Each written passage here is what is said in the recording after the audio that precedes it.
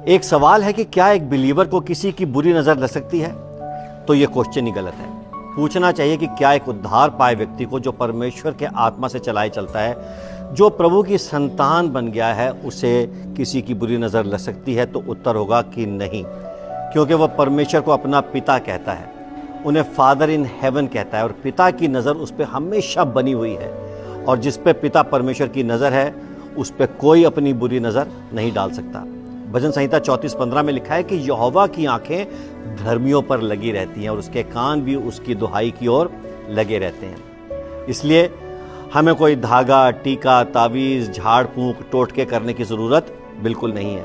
ना हमें ग्रहों की दशा का पता लगाने की ज़रूरत है, क्योंकि हमारी दशा और दिशा उस सब का ध्यान प्रभु रखते हैं। कोई उपाय करने की भी ज़रूरत नहीं, क्योंकि जिसने प्रभु पाए उसके खुद ही हो जाते हैं सारे उपाय।